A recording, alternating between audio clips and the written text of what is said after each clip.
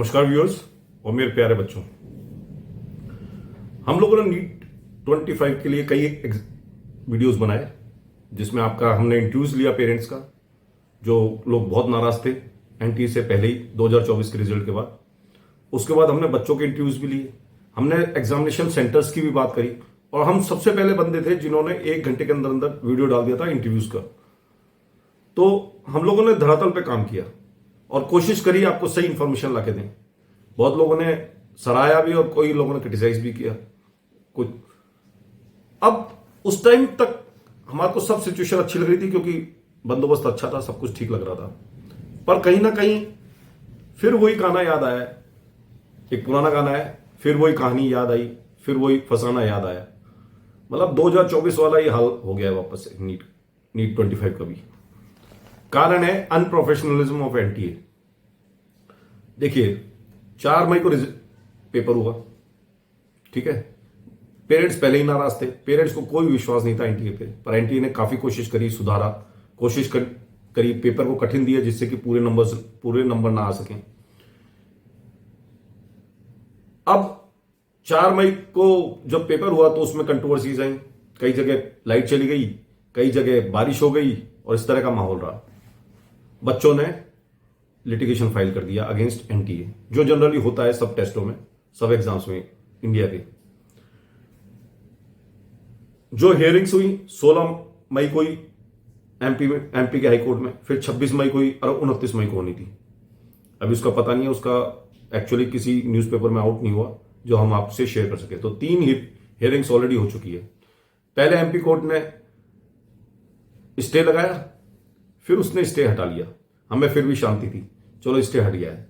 बच्चे एक जगह है मद्रास के पास, वहां चले गए और उन्होंने अवाडी करके जगह सिटी है, उन्होंने फिर केस फाइल कर दिया मद्रास हाई कोर्ट में, चेन्नई हाई कोर्ट बोल सकते हैं, और वहां से वो स्टे ले आए। उनकी हियरिंग हुई, फिर अब 2 जून को हियरिंग है। तो स्टे आप कहीं से भी ले आओ, एक कोर्ट से लाना होता है स्टे। अगर आप एक कोर्ट से ले आए, किसी भी हाई कोर्ट से ले आए, इतनी सारी स्टेट्स हैं इंडिया में, किसी एक हाई कोर्ट से अगर आप स्टे ले आएंगे तो आपका रिजल्ट उठ जाएगा, ये पक्की बात है। तो यहां तक आप समझे, यहां तक हमें कोई तकलीफ नहीं थी। अब स्टे लाने के बाद हमारी अब सांसें भरने लगी है, जो पेरेंट्स हैं, जो बच्चे हैं उनका, क्योंकि अब बात हो गई तारीख पे तारीख। क्योंकि अब जैसे ही मद्रास का या तो स्टे लगेगा या स्टे हटेगा, जैसे ही स्टे हटेगा लोग बाग सुप्रीम कोर्ट पहुंच जाएंगे और फिर सुप्रीम कोर्ट से फिर स्टे ले आएंगे। तो मतलब स्टे तो लाएंगे ही लाएंगे और कुछ ना कुछ डिसीजन होगा। सबसे इंपॉर्टेंट बात है अनप्रोफेशनल एनटीए की कैसे है। आपने 1700 रुपए लिए, ठीक है, एक बच्चे से 1700 रुपए लिए। एनडीए लेता है 100 रुपए, एनडीए के एग्जाम में 100 रुपए लिए जाते हैं। इसी तरह नेक्स्ट के एग्जाम में 1200 रुपए के आसपास लेते हैं और आपने 1700 रुपए लिए। उन लोगों ने की काउंसलिंग भी उसमें इंक्लूडेड होती है, यानी कि उसमें मिली होती है, वो एक्स्ट्रा पैसे चार्ज नहीं करते। आपकी काउंसलिंग के भी आप 10,000 5,000 वो एक्स्ट्रा पैसे लेंगे। 1700 रुपए का कैलकुलेशन पकड़ के चलते हैं हम लोग। आपके 500 लोगों का एक सेंटर होता है, 20 जनों पे आपके 2 टीचर्स थे, आपने उनको 3,000 रुपए दिए, ठीक है। 500 जनों का सेंटर पकड़ के चले तो आपके 25 क्लासरूम्स थे, 25 क्लासरूम थे तो 2 जनों को 3,000 दिए, तो 25 क्लासरूम थे तो 75,000 आपने टीचर्स को बांटे, 10,000 आपने प्रिंसिपल को बांट दिए होंगे। उसके अलावा कुछ पैसे आपने जो 4th ग्रेड लोग होते हैं उनको बांट दिए होंगे, कुछ एक्स्ट्रा भी बांट दिए होंगे, कुछ पेपर्स के लिए बांट दिए होंगे। अगर आप पूरा मान के चले पेपर बनाना और वो सब प्रिंटिंग विंटिंग सब मिला के 1 लाख रुपए और ले लीजिए, आपका 2 लाख रुपए खर्चा हुआ और आपकी कमाई कितनी हुई 500 लोगों में 8.5 लाख रुपए, 8.5 लाख रुपए। आपको पता है कंट्रोवर्सी कितनी ज्यादा है, एनटीए की गुडविल बिल्कुल नाश हो चुकी है, निरस्त हो चुकी है, खराब हो चुकी है। मैंने आपका इंटरव्यू लिया, आप मेरा इंटरव्यू देखिए, मैं आपको अटैच कर दूंगा मेरे वीडियोस। हर पेरेंट नाराज है एनटीए से, हर पेरेंट नाराज है। तो बात यह कि अनप्रोफेशनलिज्म इसलिए है कि आप एक जनरेटर नहीं लगा सके। आपको पता उस टाइम 42 डिग्री टेम्परेचर था, कूलर्स वगैरह का भी आपने कोई इंतजाम किया नहीं था। वो तो भगवान की दया है कि उस दिन बारिश हो गई और बच्चों ने एग्जाम दे दिए। अब देखिए इतना बड़ा पैसा आने के बावजूद भी आपने कुछ नहीं किया, कुछ भी नहीं किया। नेक्स्ट वाले सीबीटी टेस्ट लेते हैं, आपको पता होना चाहिए सीबीटी टेस्ट होता है जो और भी महंगा होता है, तो ये और एक्स्ट्रा बात है। और एग्जाम्स इससे भी सस्ते हैं। आप लोग क्या कर रहे थे, एक जनरेटर सेट नहीं लगवाए, 10-20 हजार में जनरेटर सेट लग जाता। हर शादी में जनरेटर सेट लगता है, 500-600 लोग आते हैं, जनरेटर सेट लगता है। आपने क्यों नहीं इंफॉर्मेशन दी जब आपकी इतनी कंट्रोवर्सीज हैं? आपके कोई ये बात बताने वाला नहीं था कि लाइट जा सकती है। चलिए कोई बात नहीं, आपने जनरेटर नहीं लगाया, आपने प्रॉम्प्ट एक्शन क्यों नहीं लिया, आपने टीचर्स को क्यों नहीं टाइम दिया? 10 मिनट दे देते आप, एक्स्ट्रा 10 मिनट दे देते। कंट्रोवर्सी तो अभी भी हो रही है। कंट्रोवर्सी कौन सा किसने छोड़ा है? केसेस पे केसेस और लिटिगेशन हो रही हैं। देखना आप कितनी लिटिगेशन होती हैं, और अदर में है सब कुछ। तो ये कहीं ना कहीं आपने ओपन एंडेड क्वेश्चंस छोड़े ना। अगर ओपन एंडेड क्वेश्चंस नहीं होते तो ये आज ये स्थिति होती ही नहीं। कैसे होती बताइए आप?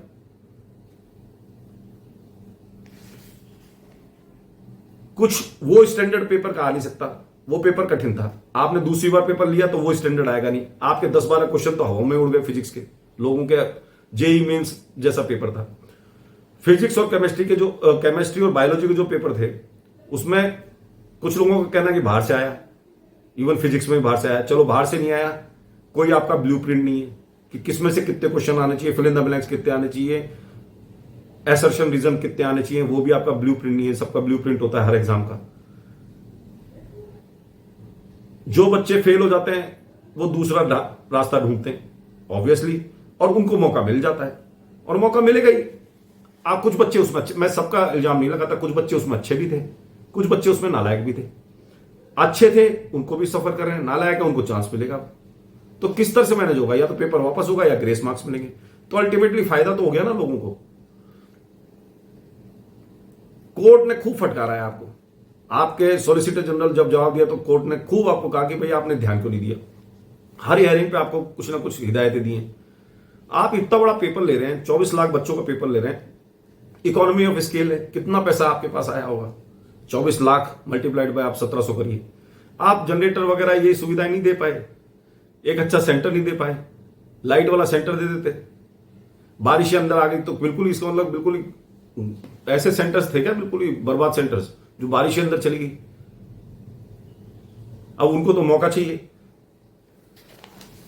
आपकी गुडविल खटाई में चली गई। गुडविल की तो हालत खराब है, इसमें कोई दो राय नहीं। आपको और इंप्रूवमेंट करना पड़ेगा। आज तक आंसर शीट का पता नहीं है। 7वें दिन आंसर शीट आ जानी चाहिए थी, आपने आंसर शीट भी नहीं दी। अब आंसर शीट अगर ओएमआर शीट के साथ नहीं आएगी तो फिर बच्चा चेक कैसे करेगा? जो मार्क लगा के लाया है, हालांकि उन्होंने एलएन वगैरह से और इधर से उधर से लेके और उन्होंने वो सब कर लिया है, उन्होंने अपने आंसर चेक कर लिए हैं, बट आपका भी तो रेस्पॉन्सिबिलिटी बनती है। आप भी तो प्रोफेशनल एक इंस्टीट्यूशन है, आप एक प्रोफेशनल ऑर्गेनाइजेशन है। आपकी ये रेस्पॉन्सिबिलिटी बनती है कि आप सही टाइम पे आंसर शीट दें, सही टाइम पे आप उनको ओएमआर शीट दें जिससे वो चेक कर पाए, और इस तरह के लूप होल्स, इस तरह के कंट्रोवर्सीज ना छोड़ें। एक बार थोड़ा एग्जाम लिया आपने, कई 5-6 साल हो गए आपको एग्जाम लेते लेते, कई साल हो गए, एनटीए ने कुछ ही दिन, तो आप ये सब तो करेंगे। आप कैसे आप वो करेंगे? एक ऐसी विशियस साइकिल चलिए, जिसको एक मकड़ी का जाल कह सकते हैं, विशियस साइकिल, कि कुछ ना कुछ गड़बड़ रह ही जाता है और एक्सपीरियंस का एनटीए फायदा ही नहीं उठाती। पता नहीं किस तरह के लोग हैं। अब पनिशमेंट कौन झेलेगा? बच्चे झेलेंगे, एनटीए तो झेलेगा नहीं, ना उसके एम्प्लॉय झेलेंगे। और लिटिगेशंस होते रहे तो लिटिगेशंस आगे तक चलेंगे, फिर काउंसलिंग लेट, फिर एग्जाम लेट, फिर एडमिशंस लेट, और हर चीज लेट, और टेंशन, स्ट्रेस। और वो भी 1-2 को नहीं, कम से कम 1 करोड़ लोगों को। 24 लाख तो बच्चों ने एग्जाम ही दिए, 23-24 लाख तो आप समझ सकते हैं कि कौन सुनेगा ये सब बातें? कौन इनको आप लेटर लिख दे सकते हैं? क्या इनको एक पिछला एक्सपीरियंस नहीं था? क्या ये सारे डिसीजन ले नहीं सकते थे? आप एक बार प्रिंसिपल को बोल देते तो वो जनरेटर लगवा लेता। इसके अलावा भी कंट्रोवर्सीज हैं। कोटा का एक पूरा सेंटर बिना फिंगर मार्क से चला गया। पता नहीं इंपर्सोनेशन के कितने केसेस हैं, कितने लोग उसमें एग्जाम देंगे दूसरी जगह बैठ के, क्योंकि आपका वो फिंगरप्रिंट्स तो हुई नहीं। आपने वो भी बात खड्डे में चली गई। वो बच्चे कौन वो करेंगे क्या लिटिगेशन? वो नहीं करेंगे। जिन्होंने बिना फिंगरप्रिंट्स के एग्जाम दिए वो करेंगे क्या अपने खिलाफ लिटिगेशन? वो तो आपको करना चाहिए, आपको एक्शन लेना चाहिए। वो भी चला गया खड्डे में। एक ओएमआर शीट लेके भग गई एक लड़की, 2 घंटे बाद आई है, वो क्या भर के लाई है पता नहीं। उसको आउटराइटली रिजेक्ट करना चाहिए था। क्या डिसीजन है आप बताइए, उसका क्या डिसीजन लिया आपने? कोई डिसीजन नहीं है अभी तक। जगह जगह प्रॉब्लम्स है। अगर आप प्रिंसिपल को बोलते तो प्रिंसिपल खुद इस सरकारी स्कूल का प्रिंसिपल आपके लिए जनरेटर लगवा देता। और जनरेटर लगाना कोई कठिन बात नहीं है, हर शादी ब्याह में आप जानते हैं लग जाता है, 10-20 हजार में आ जाता। इतना मोटा बजट लेते हैं आप लोग और आप एक जनरेटर नहीं लगवा पाए, आप फिर खड्डे में चला गया मामला। वही स्थिति है जो नीट 24 वाली स्थिति है, उससे कोई अलग नहीं है। उतने ही लिटिगेशन होंगे, उतने ही केसेस होंगे, ये मानकर चलिए, कोई बचाने वाला नहीं है। जिसका भी राइट खराब होगा, जिसको लगेगा कि मेरा राइट का मेरा अधिकार छिन रहा है, वो कोर्ट जाएगा ही जाएगा। लोग ग्रुप बना के चले जाते हैं और धनाढ़ लोग हैं, करोड़ों रुपए देंगे और अच्छे से अच्छे वकील हायर करेंगे, फिर आप क्या करेंगे? छोटी सी बात मैं कहना चाह रहा था, आपके सारे स्कूल्स तो आपने कंप्लाइंट स्कूल्स लिए होंगे, बच्चों से कहना चाह रहा था कंप्लाइंट स्कूल्स लिए होंगे। एक क्लास में 6 से 8, मैंने जितने भी अपने स्कूल्स देखे या कॉलेजेस देखे सरकारी, 6 से 8 विंडोज होती हैं। तो लाइट कैसे नहीं आई होगी? सिर्फ एक सिचुएशन होती है जब लाइट नहीं आती, वो है सोलर एक्लिप्स। सोलर एक्लिप्स में बिल्कुल ब्लैक हो जाता है, डार्क ब्लैक। उसमें कह सकते हैं कि आपको दिखा नहीं होगा। अगर इन्होंने 10 मिनट दे दिया होता एक्स्ट्रा तो ये कंट्रोवर्सी नहीं होती। ज्यादा ये कंप्लेंट होती है आपने 10 मिनट एक्स्ट्रा दिए और आपका पीछा छूट जाता और आपको प्रोफेशनल माना जाता और सपोर्ट करता आपको कोर्ट। पर आपने डिसीजन नहीं लिया, ना आपने प्रिंसिपल को राइट्स दिए। किसी प्रिंसिपल ने को राइट भी नहीं दिए होंगे कि वो फोन करके पूछ ले भाई मैं क्या करूं क्या नहीं करूं। 12 सेंटर्स में टाइम दे देते 10 मिनट, 2 4 5 क्वेश्चन। अब भी तो आपको ग्रेस मार्क्स देने पड़ेंगे या पेपर वापस कराना पड़ेगा। फिर क्या होगा? वो क्या न्याय होगा?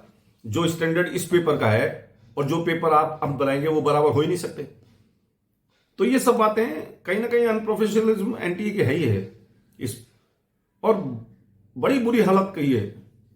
मैंने पेरेंट्स से इंटरव्यू लिया था, मैं आपको अटैच कर दूंगा, आप उनके इंटरव्यूज देखिए। लेडीज कितनी परेशान है। वो कह रहे हम 5-5 साल से तैयारी करवा रहे हैं बच्चे की, और गरीब घर से। सबको पता है कि 1 करोड़ रुपए की सीट है, सब घुसना चाहते हैं इसमें। अगर आप बाजार में मार्केट में लेने जाओगे मैनेजमेंट सीट तो 1 करोड़ रुपए की है। तो कहीं ना कहीं जो इसमें अनवांटेड जो लोग हैं वो बैकडोर से भी घुसना चाहते हैं, झूठ मूठ का लिटिगेशन करके। कुछ अच्छे लोग हैं, कुछ बुरे लोग हैं। अच्छे लोग हैं वो उनको चांस मिलना चाहिए, पर बुरे लोग हैं वो भी तो घुसना चाहते हैं। वापस से पेपर कराने का कारण ही यही है। हाई कोर्ट की फीस कोई थोड़ा होती है एक लिटिगेशन करने की, एक केस करने की, पर वो लोग खर्च कर रहे हैं सब पैसा। तो इसमें एनटीए की गलती है। एनटीए को सही रास्ता दिखाना चाहिए, अब फिर उतनी कंट्रोवर्सी हो जाएगी। अब अगर कोर्ट ने अगर स्टे लगा दिया, देखिए स्टे एमपी कोर्ट ने लगाया फिर हटा दिया, अब मद्रास कोर्ट ने लगा दिया, 2 तारीख को इसकी भी हेयरिंग है। अल्टीमेटली आपका पता लग जाएगा कि स्टे लग रहा है नहीं लग रहा। फिर कोई तीसरा हाई कोर्ट उठेगा, हाई कोर्ट नहीं उठा तो लोग बाग सुप्रीम कोर्ट पहुंच जाएंगे। पैसे की किसी के पास कमी थोड़ा है, वहां पहुंच जाएंगे, वहां स्टे ले लेंगे। स्टे लेना लास्ट वो है।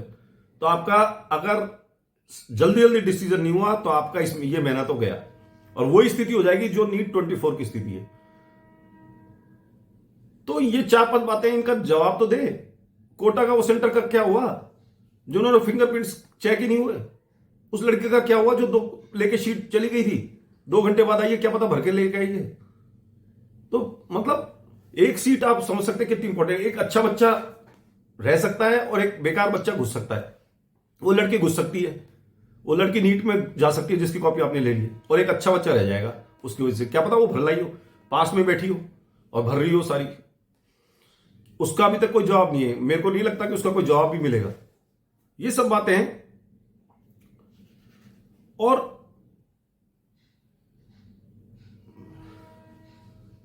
पेरेंट्स पहले ही बहुत नाराज थे, अब भी नाराज हैं। फिर वो कहेंगे कि भाई संस्था को बदलो। अच्छा, आपका ब्लू प्रिंट भी कुछ नहीं है। सबसे इंपॉर्टेंट बात है ब्लू प्रिंट होना चाहिए। भाई इसमें से इतने क्वेश्चंस आते हैं, या पहले था एनसीईआरटी में से क्वेश्चंस आते थे। बहुत सारे लोगों ने कंप्लेंट करी कि कुछ क्वेश्चंस लेंथी थे, कैसे आएंगे ये भी नहीं पता। भाई 5 फिल इन द ब्लैंक्स आएंगे, 5 असर्टिव, जो मैं वापस से रिपीट कर रहा हूं। तो ब्लू प्रिंट तो होना चाहिए। 10-11 क्वेश्चन तो फिजिक्स का हवाओं में उड़ गए। जेई मेंस के क्वेश्चन थोड़ा पूछेंगे, ये बेचारे बच्चे मैथमेटिक्स थोड़ा पढ़ते हैं। बायोलॉजी वाले बच्चे मैथमेटिक्स नहीं पढ़ते, तो डेरिवेशंस तो ये कर ही नहीं सकते, ये आपको पता होना चाहिए। आप डेरिवेशंस वाले क्वेश्चन पूछ रहे हैं, चलो किसी ने कर भी दिया, किसी ने डेरिवेशंस वाले क्वेश्चन कर भी, तो बहुत लिमिटेड होंगे, तो वो क्वेश्चन तो एकदम से बाहर चले गए। हालांकि मैं मान सकता हूं कि आपने इसलिए किया कि क्योंकि ये टेस्ट ही रिजेक्शन का है, पर इतना खतरनाक रिजेक्शन का तरीका, ये तो बहुत खतरनाक तरीका है। लोगों का कहना है कि बायोलॉजी के 4 क्वेश्चन बाहर से आए, फिजिक्स और केमिस्ट्री में भी कुछ क्वेश्चन बाहर से आए। फिजिक्स के क्वेश्चंस इतने लेंदी थे कि वो 1 मिनट में हो ही नहीं सकते थे जो टाइम अलोकेट किया। कैसे? केमिस्ट्री का इतना लेंदी था, बायोलॉजी का मॉडरेट था पर लेंदी था। तो ये सब बातें हजम करी जा सकती हैं। उससे क्या होगा, आपकी मार्क्स नीचे चले जाएंगे तो आपकी मेरिट भी नीचे जाएगी, कट ऑफ भी नीचे जाएगी, उसमें कोई दिक्कत नहीं है। पर ये कंट्रोवर्सी से कैसे बच्चा झेलेगा? अब सारा दारोमदार किस पे है? कोर्ट्स पे। आपने लास्ट में लाके कोर्ट पे ही डाल दिया पिछले साल की तरह। आपने कुछ अपनी रेस्पॉन्सिबिलिटी नहीं निभाई। छोटी सी रेस्पॉन्सिबिलिटी निभाते, आप इतने पेपर्स लेते आए हैं, आपको एक्सपीरियंस है, तो ये जनरेटर वगैरह लगा देते ना। पर आपको तो पैसा बचाना था। पैसा बचाने के चक्कर में देख लीजिए, अब पैसा लगेगा लोगों का, आप क्या कर सकते हैं। अनवांटेड लोग कोर्ट के माध्यम से घुसना चाह रहे हैं, वापस से पेपर लेंगे और इस तरह का रहेगा। हम इसमें क्या कर सकते हैं? हम मिडिल क्लास लोग हैं, हम तो आपको कंप्लेंट ही कर सकते हैं। तो टोटल अनप्रोफेशनल एटीट्यूड है एनटीए का, मेरा तो ये मानना है। बाकी आपके कमेंट्स क्या हैं? बेसिक एमिनिटीज होनी चाहिए थी। आपने उस दिन कोई कूलर वूलर भी नहीं लगाए थे। एक दिन पहले तक बहुत गर्म मौसम था, वो तो भगवान की दया है कि उस दिन कूलर की जरूरत नहीं पड़ी, वरना 42 डिग्री टेम्परेचर था राजस्थान में। तो आपने कूलर पिछली बार भी नहीं लगाए थे। तो इतनी क्या कंजूसी है भाई? प्रॉम्प्ट एक्शन भी नहीं लिया, कम से कम 10-15 मिनट टाइम दे देते तो ये बात खत्म हो जाती। तो इसी के साथ मैं इसको ज्यादा लंबा ना करते हुए इस वीडियो को यहीं पे वो करता हूं। अब भगवान से ही प्रार्थना कर सकता हूं कि वो कुछ अच्छा रिजल्ट लाएगा, और कोर्ट को ये माननीय कोर्ट से ही रिक्वेस्ट कर सकता हूं कि वो हमको सही डिसीजन दे, हमारे बच्चों का सिलेक्शन करवाए, सही बच्चों का सिलेक्शन करवाए। किसी तरीके को एनटीए ने तो डुबा दिया, अब कोर्ट पे ही सारा दारोमदार है। हम कोर्ट माननीय जजेस से प्रार्थना करते हैं कि वो सही डिसीजन दें, अच्छे बच्चों का सिलेक्शन करवाएं। वैसे मेरा मानना है, देखिए कुछ भी हो सकता है, कुछ बच्चों का इफेक्ट होता है, पर कंप्लायंट स्कूल्स होते हैं। इतना भी अंधेरा नहीं होता कि आदमी एग्जाम नहीं दे पाए। पर ठीक है, आपने अंधेरा हो गया तो थोड़ा टाइम दे देते। तो ये सब बातें हैं, और कोर्ट से यही प्रार्थना है कि जो बेकार लोग हैं, बेकार स्टूडेंट्स हैं, उनको बैकडोर एंट्री ना लेने दे इस को वापस एग्जाम दिला के या किसी तरीके से, क्योंकि वो लोग कहीं ना कहीं कोई ना कोई तरीका ढूंढने की सोच सकते हैं। इस बार ये ज्यादा चीटिंग वीटिंग की कोई समस्या नहीं है, जो हमारा मानना है। रिजल्ट के बाद पता लगेगा ज्यादा, पर चीटिंग की बहुत ज्यादा केसेस नहीं है। पर अब वो दूसरा रास्ता ढूंढ रहे, तरह तरह के केसेस आ रहे हैं। तो इसी के साथ मैं क्लोज करता हूं। वीडियो को लाइक करिए, शेयर करिए, सब्सक्राइब करिए, नोटिफिकेशन बेल दबाइए। कोई कमेंट्स करना है तो करिए, अगर कोई आपको बुरा लगता है या अच्छा लगता है तो जरूर हमारे को कमेंट करिए। किसी तरह की शिकायत हो तो जरूर बताइए। हमारे को क्रिटिसाइज करने से आप पीछे मत रहिए। कोई अच्छी बात होती है तो वो भी बताइए, और सब्सक्राइब करना बिल्कुल ना भूलें। यही हमारा मोटिवेशन का तरीका है। गुड डे, आपका दिन शुभ रहे। बहुत बहुत धन्यवाद।